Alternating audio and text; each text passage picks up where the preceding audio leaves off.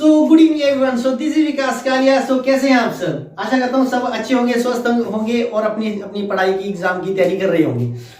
आज हम आपके लिए आगे एक नई वीडियो लेके, जैसे काफी कमेंट्स आ रहे थे, कमेंट सेक्शन में मेरे को पर्सनली डीएम्स आ रहे थे कि सर इस टॉपिक पे वीडियो बनाइए, इस टॉपिक पे वीडियो। लेकिन मोस्टली काफी मेरे को जो मेजोरिटी ऑफ द कमेंट्स थे वो थे कि बच्चों को क्रेडिट ऑफिसर और इंडस्ट्री ऑफिसर और प्रोबेशनरी ऑफिसर में डाउट है कि जॉब रोल क्या है, क्या इनका जॉब के बाद क्या सेम प्रोसेस रहता है, सभी का सेम वर्क कल्चर है, उसके बारे में थोड़ा सा डिस्टिंग्विश करिए। तो आज मैं आपके लिए आ गया एक शॉर्ट वीडियो लेके आपको बेसिक डिफरेंस बताने के लिए, ताकि आपके इंटरव्यू में भी आपको एक क्लैरिटी हो सके कि आप किस पोस्ट के लिए जा रहे हैं और उसका आगे वर्क क्या रहने वाला है। तो आइए स्टार्ट करते हैं। सबसे पहले बच्चे मुझे बहुत कमेंट कर रहे हैं, सर प्रोबेशनरी ऑफिसर और credit officer is the same post और what kind of post is this. तो मैं अपने पर्सनल एक्सपीरियंस से, मैं खुद एक बैंकर हूं, तो आपको बताऊं कि there is a big difference between all the posts. Probationary officer का आप सभी ने सुना होगा, लेकिन क्रेडिट ऑफिसर कई बच्चों के लिए न्यू है। इंडस्ट्री ऑफिसर जैसे पीएनबी अभी वैकेंसी निकली है वो भी न्यू है। तो आइए करते हैं वीडियो की शुरुआत और बात करते हैं इन वीडियो के इन टॉपिक्स के बारे में। तो first of all, What is probationary officer? Probationary officer is very common post, आप सभी को पता होगा, आप सभी ने सुना होगा पीओ सर, हर कोई जानता है पीओ, लेकिन इसका वर्क क्या है, फंक्शनिंग क्या है, वो आइए आपको बताते हैं। आप सभी लोग जान के बहुत ही दंग होंगे कि पीओ कोई पोस्ट ही नहीं है। Probationary officer not a post क्या है, एक ऑफिसर है। बैंक में एक ऑफिसर होता है। जब कोई बच्चा न्यूली रिक्रूटेड होता है किसी भी बैंक में एज ए ऑफिसर, तो वो 2 साल या 1 साल के लिए प्रोबेशन होता है, depending on the policy of the bank. तो क्या होता है कि जब आप प्रोबेशन में होंगे तो उस ऑफिसर को बोला जाता है प्रोबेशनरी ऑफिसर। तो एक पोस्ट सिर्फ ऑफिसर की है, probationary officer is not a post, वो एक नाम दे दी जाता है। तो एक प्रैक्टिस के दौरान ये क्या है कि एक बोलने की प्रैक्टिस ऐसी है स्टार्टिंग से ही कि आज की डेट में probationary officer is a post माना जाता है, लेकिन पोस्ट जो है सिर्फ ऑफिसर है। अब बात कर लेते हैं इसकी फंक्शनिंग की, जॉब ड्यूटीज की, इसमें क्या क्या करना पड़ता है। तो मोस्टली जो प्रोबेशनरी ऑफिसर्स है वो ब्रांचेस में पोस्टेड होते हैं। ब्रांचेस में ग्राउंड फुटफॉल जो है आपका, कस्टमर डीलिंग होती है। कस्टमर डीलिंग जैसे कि अकाउंट ओपनिंग, अकाउंट वेरिफिकेशन, फिर आपका डिपॉजिट और एडवांस का काम रहता है ब्रांचेस में। तो फॉर एग्जांपल आपका हर एक बैंक की अलग अलग लिमिट्स हैं, मैं उस पर ना डिस्कस करते हुए डायरेक्ट आपको यही बताऊंगा कि प्रोबेशनरी ऑफिसर करता क्या है। प्रोबेशनरी ऑफिसर सबसे पहले, जैसे कि लेट्स टेक एग्जांपल, बैंक में कोई दो कस्टमर जाते हैं। एक है जो रिटेल कस्टमर है जिसने सिर्फ अपना एक एजुकेशन लोन लेना है 5 लाख का। दूसरी तरफ एक एसएमई जो एक इंडस्ट्रियलिस्ट है वो आ रहा है। तो वो क्या करेगा, सबसे पहले ब्रांच को अप्रोच करेगा। उन दोनों को क्या चाहिए, दोनों ने एक सेविंग अकाउंट खुलाना है और दोनों ने लोन के लिए अप्लाई करना है। तो जो 5 लाख की लिमिट है वो तो ब्रांच लेवल में हो जाते हैं केसेस पास, वो तो प्रोबेशनरी ऑफिसर प्रोसेस कर देगा। लेकिन जो आपका इंडस्ट्रियलिस्ट है उसको क्या चाहिए, उसको 50 लाख का लोन चाहिए। तो कुछ ब्रांचेस की इतनी डेलीगेशन नहीं हो पाती कि वो with in branch circumstances, branch premises उसको पास कर सके। तो वो कहता है हायर अथॉरिटी के लिए जाता है। तो वहां पे क्या होता है, वहां पे प्रोबेशनरी ऑफिसर उसको सैंक्शन नहीं कर सकता। तो ये सिर्फ आप क्या समझ रहे हैं आप कि प्रोबेशनरी ऑफिसर का क्या है, अकाउंटेबिलिटी कहां तक है, ब्रांच तक। उसमें क्या है कि वो ऑपरेशंस में असिस्टेंट मैनेजर ऑफिसर का काम करेगा। अब सेकेंडली बात करते हैं व्हाट इज क्रेडिट ऑफिसर। तो क्रेडिट ऑफिसर का वर्क क्या रहता है, और आपको मैं जान के थोड़ी सी खुशी होगी कि मैं खुद भी एक as a credit officer public sector bank में काम कर रहा हूं। तो मैं अपने पर्सनल एक्सपीरियंस से आपको बताना चाहूंगा कि क्रेडिट ऑफिसर का क्या काम है और इसमें कैसे कैसे आप इंटरव्यू के लिए क्या क्या आंसर जा सकते हैं आपके साथ। तो फर्स्ट ऑफ ऑल, क्रेडिट नाम से आपको पता लगा होगा, क्रेडिट को हिंदी में ऋण बोलते हैं, ऋण अधिकारी। Credit is totally deal in your advances. Bank में 2 सेक्शन होते हैं, first is deposit, second is advances. Deposit क्या है, जैसे कि जो सेविंग अकाउंट है, एफडीज है, उसमें डिपॉजिट्स आ रहे हैं, वो सब ब्रांच में हो जाता है। लेकिन अब बैंक को अर्निंग भी तो करनी है, तो अर्निंग कहाँ से होगा, जब वो एडवांसेस देगा कस्टमर्स को। तो एडवांसेस देने के लिए बैंक ने क्या किया हुआ है, स्पेशलाइज्ड प्रोसेसिंग सेंटर्स बनाए हैं, ब्रांचेस बनाई हैं। तो उसमें जो ब्रांचेस और स्पेशलाइज्ड प्रोसेसिंग सेंटर्स में जो ऑफिसर्स बैठते हैं, that is your credit officer, जिनको हम not GBO general banking officer नहीं होते, उनको हम स्पेशलिस्ट ऑफिसर्स बोलते हैं। तो क्रेडिट ऑफिसर की अब शुरुआत की मैं बात करूं तो credit officer is not easy job, it's not so much complicated. But इसमें क्या है कि आपको बहुत ही धैर्यपूर्ण और बहुत ही सोच समझ के डिसीजन लेना पड़ता है। It's a decision making job कि आप whether to give the loan और नॉट।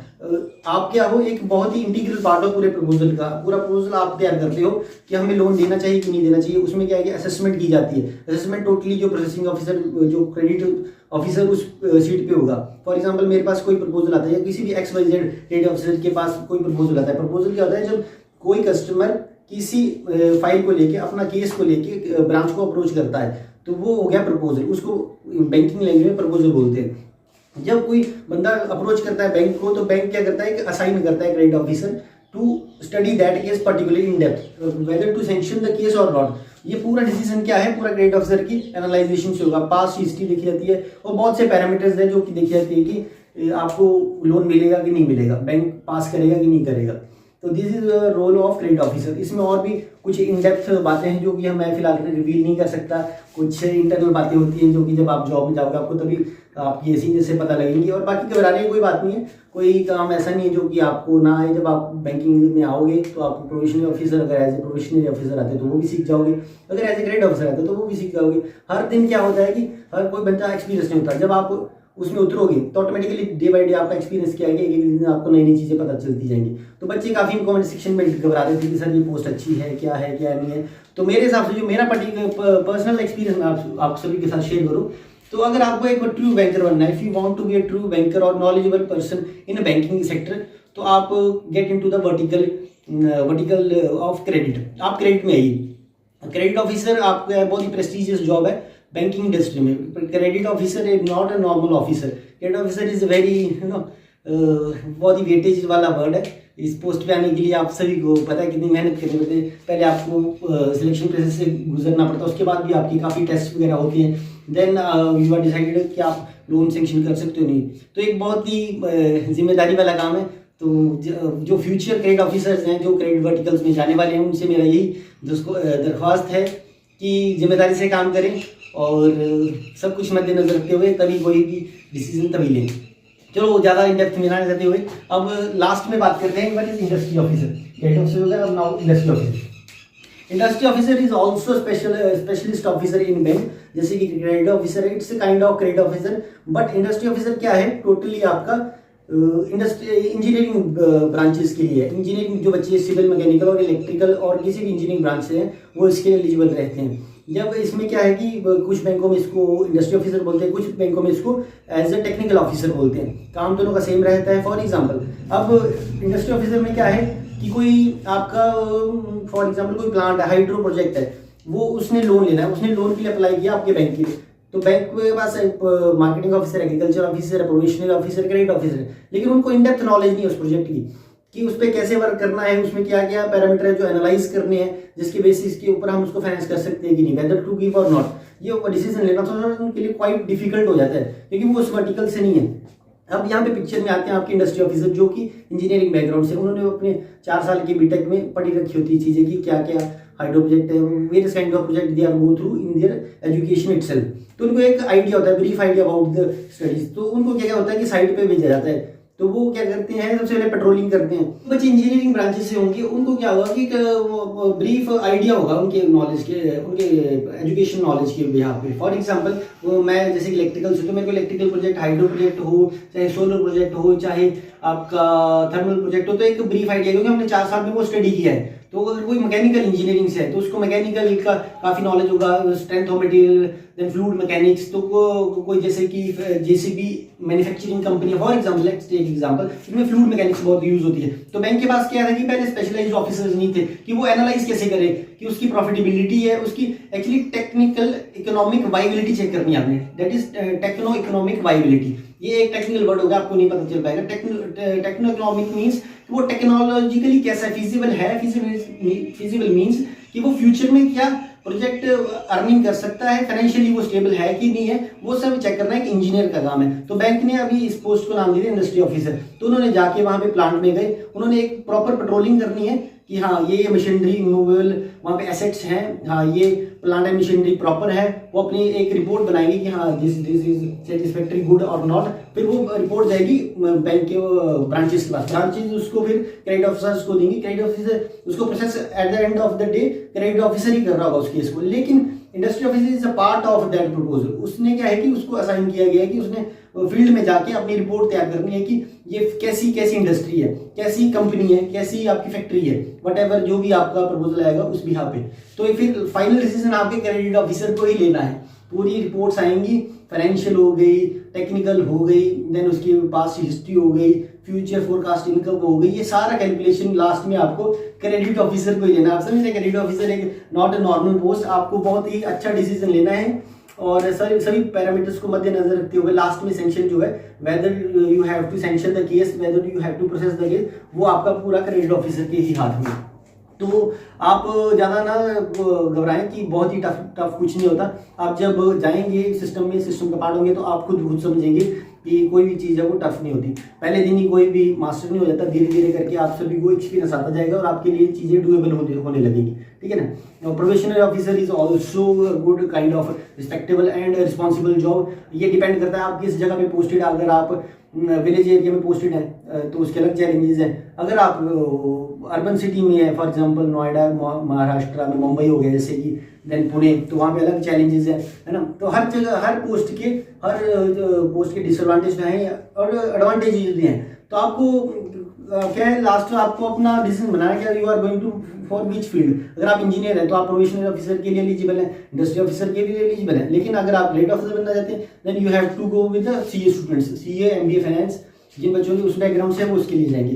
तो ओवरऑल बात की जाए तो पोस्ट सेम है, स्केल सभी का सेम रहता है, रिस्पॉन्सिबिलिटीज थोड़ी थोड़ी अलग अलग हैं। तो जब आप बैंक में जाएंगे तो आपको कुछ बाकी की चीज़ें पता चल जाएंगी। होप सो आपको वीडियो में कुछ जानने को पता चला होगा। अगर फिर भी किसी का कुछ डाउट रहता है तो प्लीज़ कमेंट सेक्शन में जरूर बताएं, मैं उनको भी एड्रेस करने की जरूर कोशिश करूँगा। और लास्ट में कुछ और चीज़ आपको बताना चाहूँगा।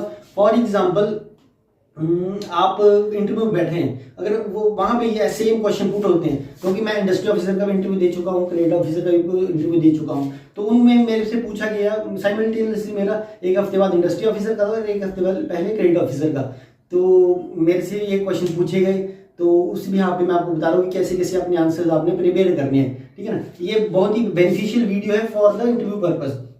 तो आपने एक एक चीज़ इन डेप्थ पढ़नी है। टेक्निकली आपको अपना टेक्निकल सेक्शन स्ट्रांग रखना है।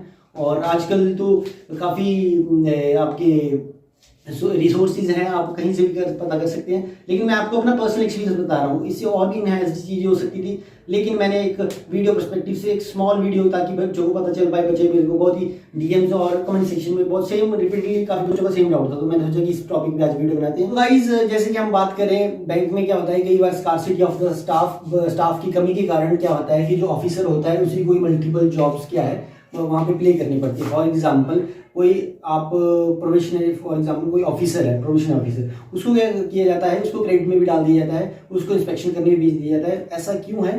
क्योंकि आपको एज ए ऑफिसर तो आप हो ही, लेकिन आप बैंक आपको कब कौन सी जॉब असाइन कर दे ये उस सिचुएशन पे डिपेंड करता है। तो आप ऐसा ना मान के चलिए कि यू आर ऑफिसर तो you are not suppose to do the particular work, आपको करना पड़ेगा। तो you have to be multitasking managerial skills in that particular, so that's why you are called as manager, assistant manager, because उसमें क्या चाहिए, managerial skills चाहिए, ठीक है।